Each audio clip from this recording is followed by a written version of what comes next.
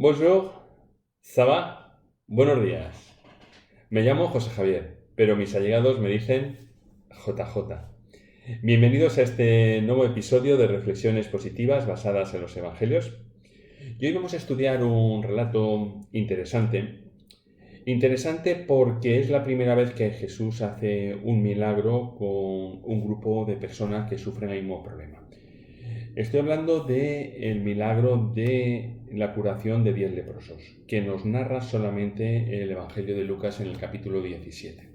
Antes de entrar, me gustaría que recordáramos que el último milagro que Jesús realiza es la resurrección de Lázaro, un milagro impresionante, y que va a marcar ya a partir de ese momento un antes y un después.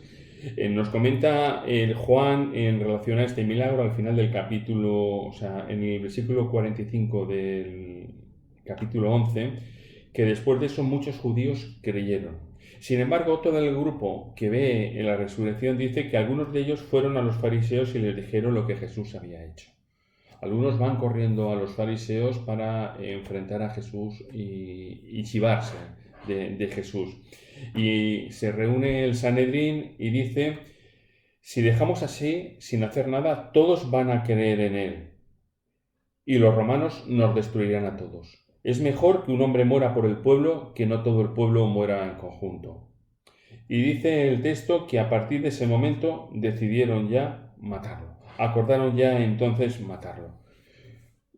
Con esta situación Jesús lo que hace, se aleja de Jerusalén, ya no va a volver hasta la Pascua, que será ya el momento de la pasión, y nos empieza el capítulo 17, versículo 11 de Lucas, diciendo, yendo Jesús a Jerusalén, pasaba entre Samaria y Galilea.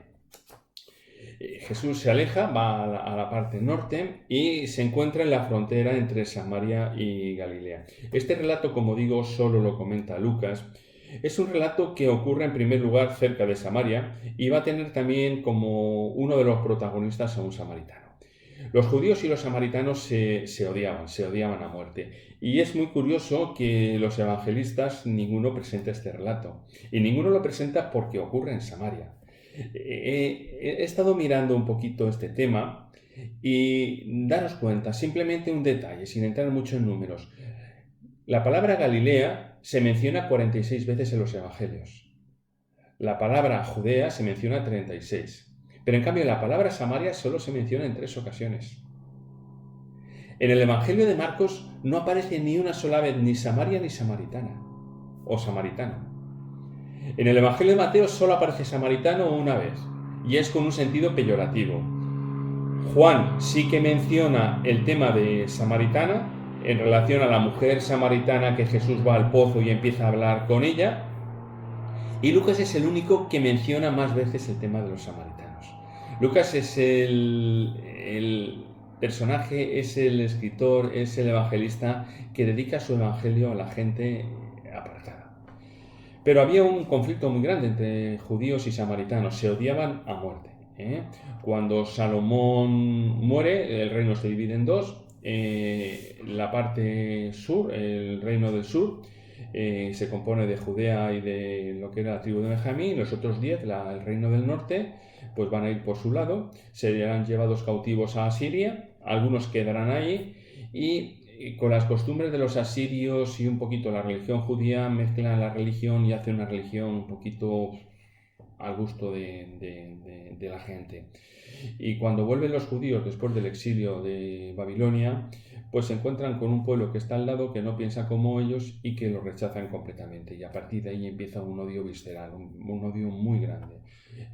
Cuando insultan a Jesús los judíos, le dicen, tienes demonio y eres samaritano.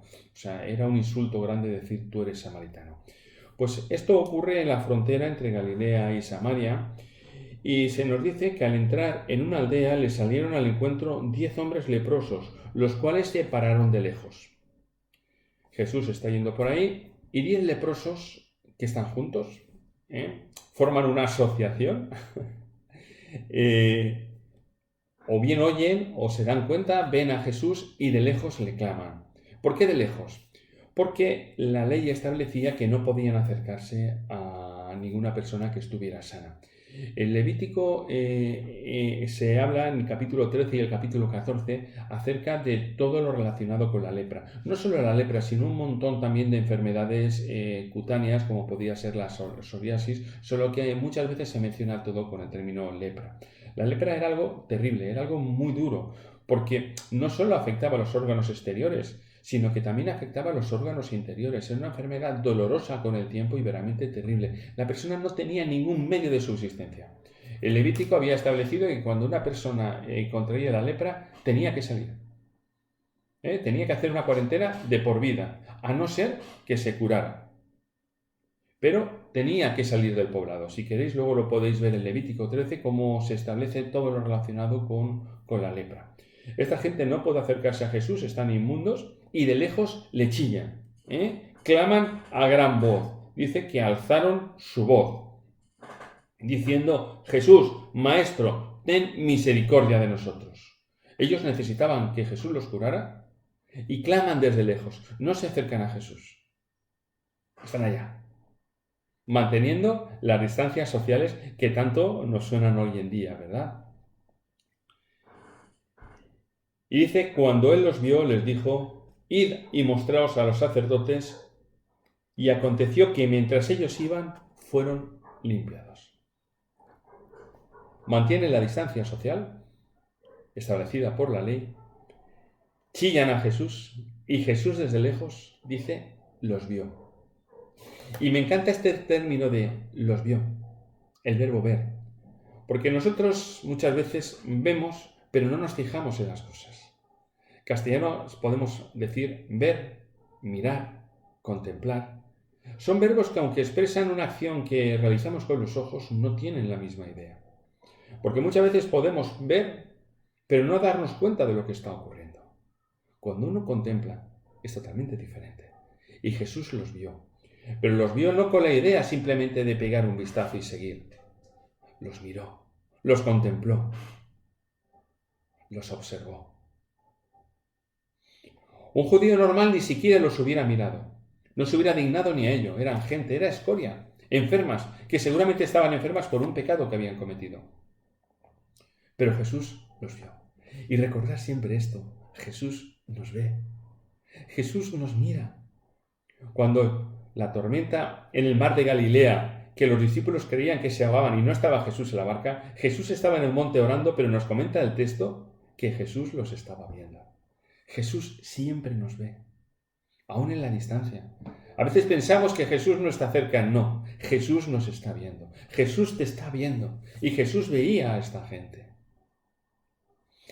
Los vio, sintió misericordia por ellos y les dijo simplemente: id y mostraos al sacerdote. La ley establecía que si una persona era curada debía ir al sacerdote para que el sacerdote estableciera si esta persona había sido curada o no.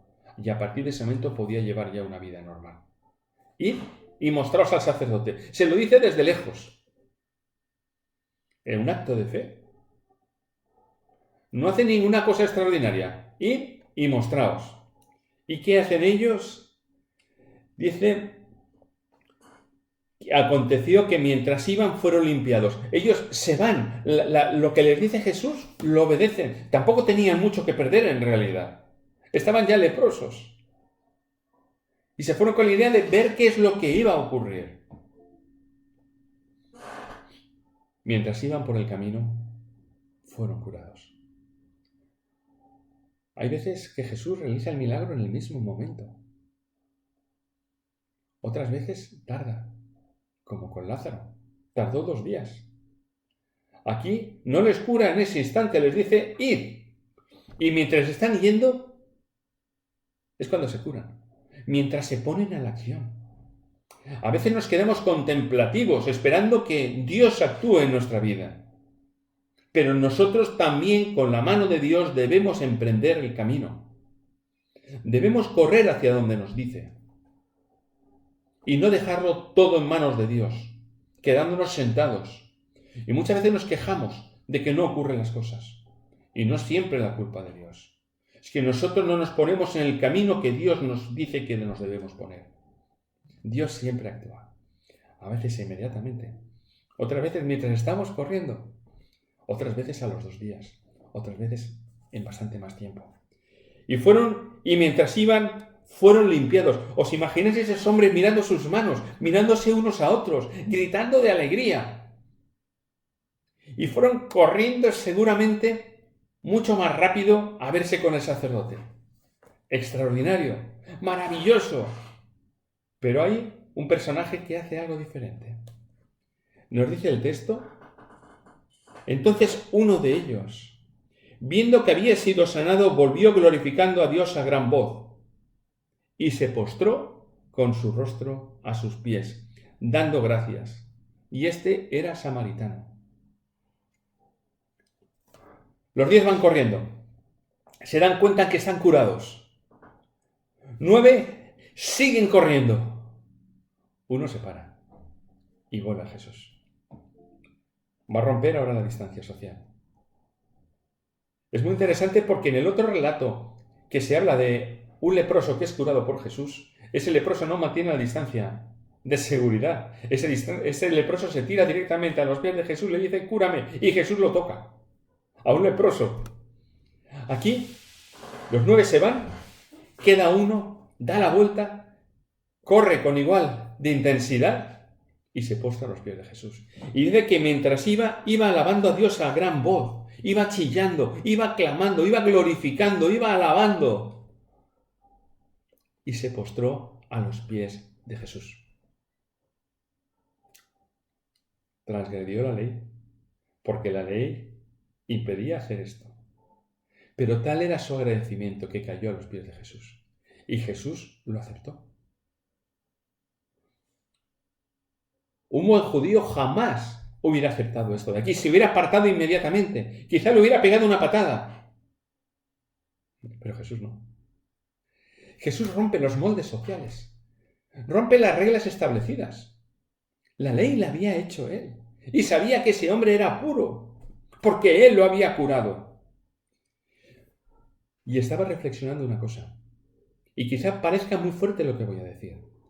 Jesús, si viviera en nuestros tiempos, lo expulsaríamos de nuestras iglesias, porque rompería nuestros moldes, nuestra forma de ver la vida, nuestra forma encajada de ver la religión. Jesús la rompería por todas partes y no seríamos muchas veces capaces de aceptarlo como les ocurrió a los judíos. No pensemos que ellos eran peores que nosotros. No.